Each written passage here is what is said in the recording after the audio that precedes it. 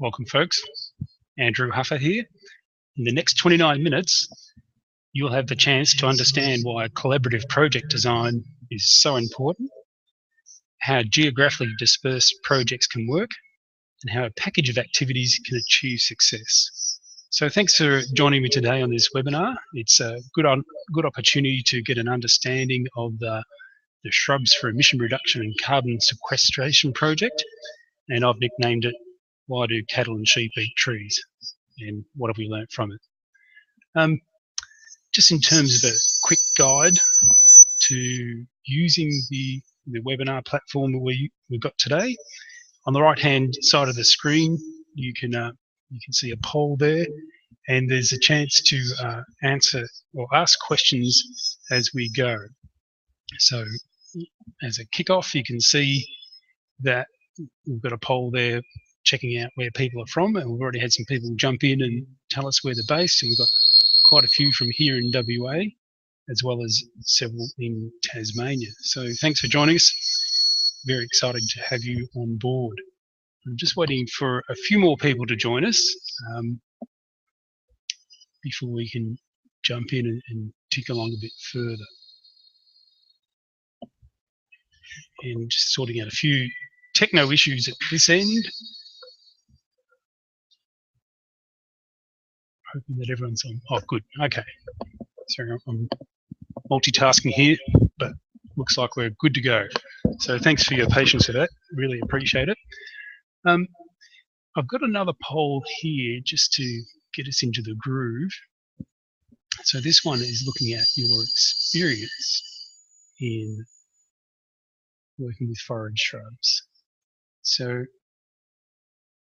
if you could have a quick look at that and share with us how many years experience you have in working with forage shrub species. You may be new to it, you may have been around for a wee while, or maybe something that you're completely au fait with and probably should be running this webinar.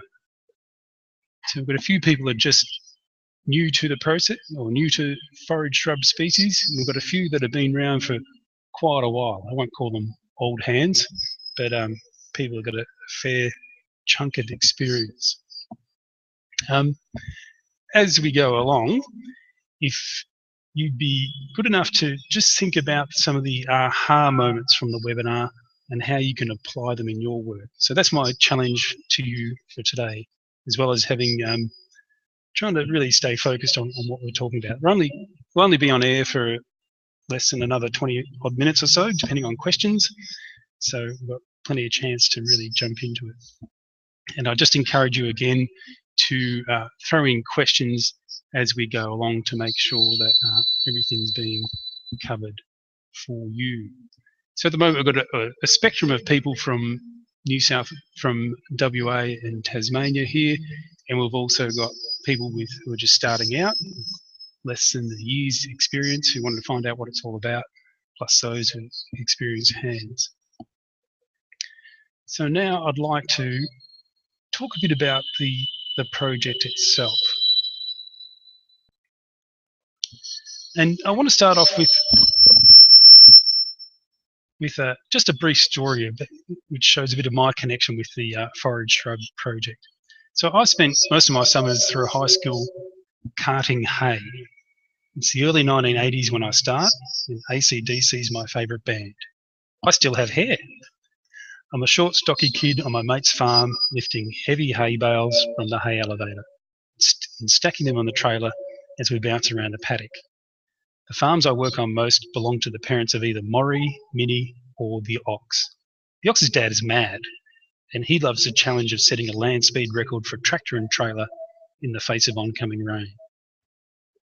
My main motivation for coming home sore, covered in scratches and with socks full of seeds is to buy my own stereo system. We're not talking just an old cheapo $99 tinny from Kmart, but the real deal. So after several summers, I've saved enough money and am possibly the most excited 17-year-old this side of Playboy. I get my older cousin to come shopping with me. I figure a guy who chases potential robbers away from his woodpile with a shotgun will drive a hard bargain. It comes the big day. I buy a Yamaha CD player and a pair of B&W speakers. They're the core components, but they're no good without a decent amplifier, something to make the system really come to life. The Pioneer amplifier I buy is still going strong over 30 years later. The reason I tell this story is because this project had its very own amplifier, in my view, something that really brought it to life. And that was the collaborative approach to its design. It showed to me that collaboration amplifies commitment. And that's a really key message from this webinar. So let's go back to the aims of the evaluation that I undertook. So I undertook a review of the project, which started back in, my role started back in 2013. And it was basically a live process, getting involved as it went along. So the evaluation aimed to understand three key factors. Firstly, the value provided to the project from the activities undertaken. Next, the strengths of the relationships established with stakeholders and the associated contributory factors. And also getting an understanding of the approach that provided best value for resource investment in future projects. Methodology was pretty simple. We used online surveys, phone interviews, and some group debriefs and discussions with farmers on a farm tour along with researchers. Next question is, so what? I want to talk about the key findings, what was revealed. And essentially there's four main areas. And what I found out about was the importance of a collaborative approach to project design, targeting of the right people to involve, connective activities, and results that provided value. So let's look at this collaborative approach to project design. Direct participant involvement from inception of the project and throughout its design was critical to its success. 3 growers have been involved in the Enrich project, which is which preceded the CIRCS project, was used as a launching pad for this project. This collaborative approach continued throughout the project, as shown by the positive relationships developed between growers and researchers.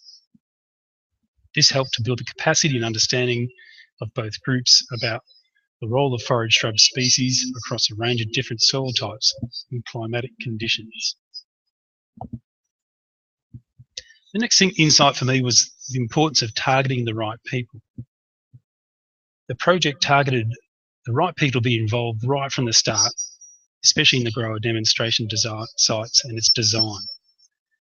All the people involved had a strong commitment to demonstrating the role of forage shrub species in their farming systems, and most importantly, they had shared values.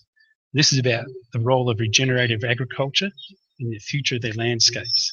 So they were seeing things from the same perspective.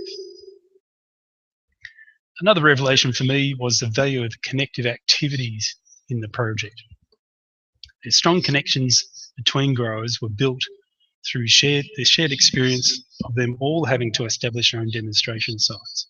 It was challenging work for them. There's plenty to overcome, but they all got through it, and that was a shared experience for them. They also had access to site visits from researchers and participated on a grower tour. They developed their own community of practice and will continue to support each other and further explore and enhance the project outcomes into the future. Growers felt that the project framework provided a good combination of supported learning underpinned by quality advice and backup. There's some key results that provided value as well. So the project maybe didn't conclusively prove that shrubs can reduce methane emissions. However, it did demonstrate that forage shrubs can grow on marginal lands. They're appealing to stock and offer another tool for growers to deal with climate variability. This was especially relevant in the lower rainfall environment of WA, Western Australia. Forage shrubs offer the option to manage stock throughout the year and alleviate production and environmental risks for growers.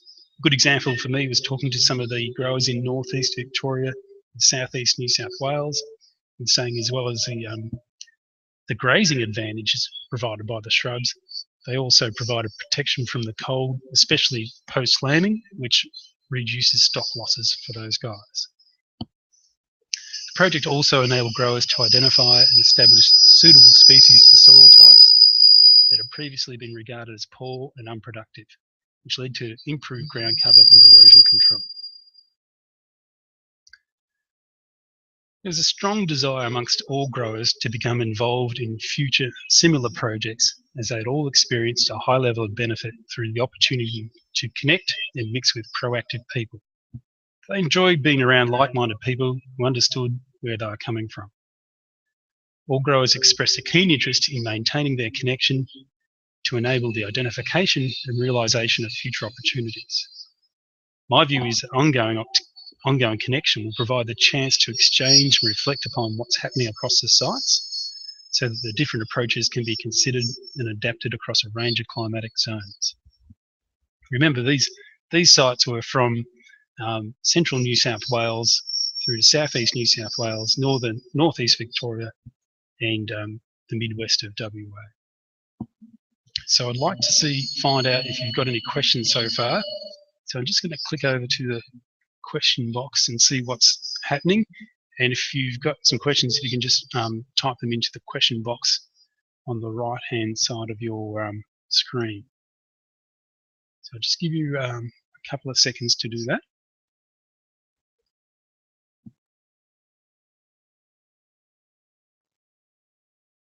Yeah, sorry, I'm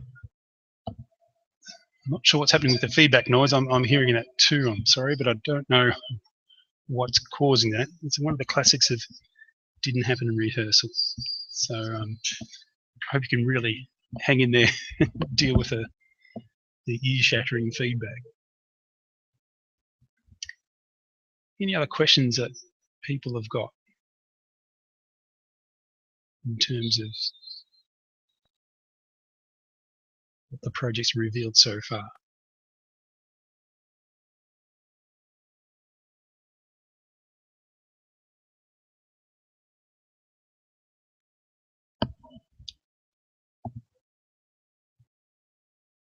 All right, wonderful. Thanks for that.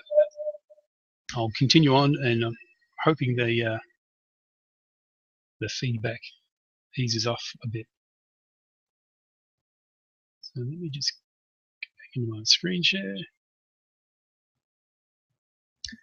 So I want to talk now about where I see things going from here. And please remember to type in questions as we go on the right-hand side of your screen. I want to talk about the traffic light model. What should stop, start, and continue for future projects? So the first thing I think that needs to stop is the loss of funding for key researchers, or staff loss. So what we saw was a loss of funding for a key researcher during the project. It resulted in reduced access to research expertise.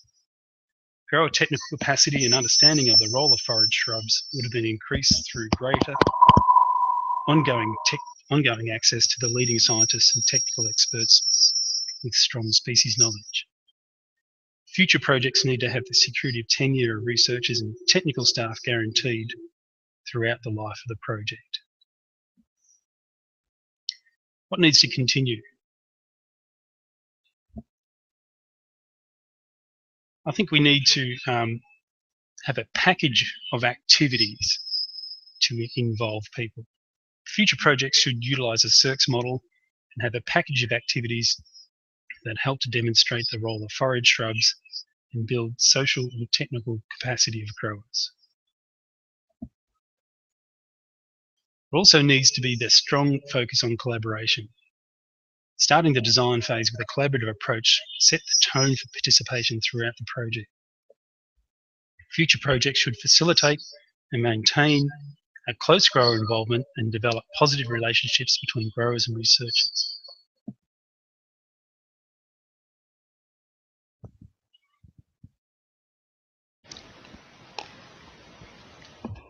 Sorry, we just missed a coughing pause there. Things that need to start. What needs to be introduced to future projects? I reckon we need to start providing funding over longer time frames. Yep, this is the holy grail. I think what I heard from all project participants was that they believe more meaningful data would have been obtained over a 5-year funding period rather than 3 years. 5 years of ongoing measurement will provide a better understanding of what species are performing best and account for any seasonal differences. This would also enable the assessment of more than one grazing event, as well as the self-regeneration capacity of species used to be assessed. I think we also need to look at building stronger relationships with research bodies and funders. Grower participants felt there was a need to bring key decision makers in government and funding organisations along with us. They need to see firsthand the value that forage, shrub and perennial systems provide and how they can play a role in long-term sustainable farming systems. Building stronger relationships with funding bodies, research organisations and a wider range of tertiary institutions may have helped overcome the issues of staff funding capacity, access to research and insufficient project length.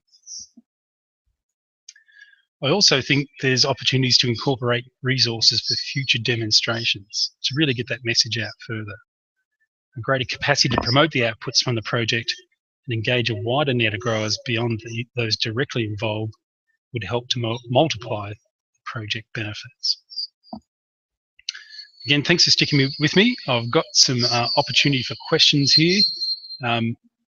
Please let me know if you've got anything that you can, any questions you'd like to ask now, just type them into the question box there.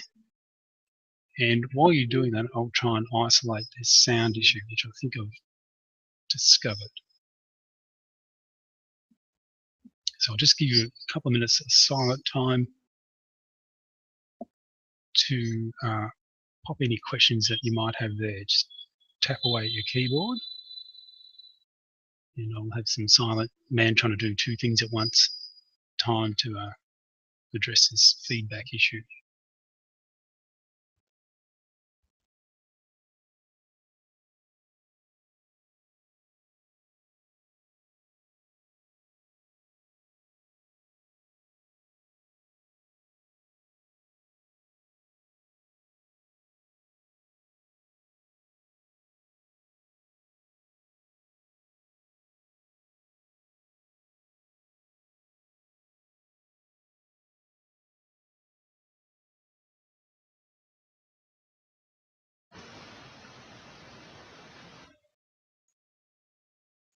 Okay, so certainly happy to take any further questions off air later on for people that have got a couple of things to ask about the project or what we found. For me, in closing, I want you to remember the value of the old Pioneer amplifier and how it's still going strong and bringing music to life 30 years on, long after I finished my hay carting career.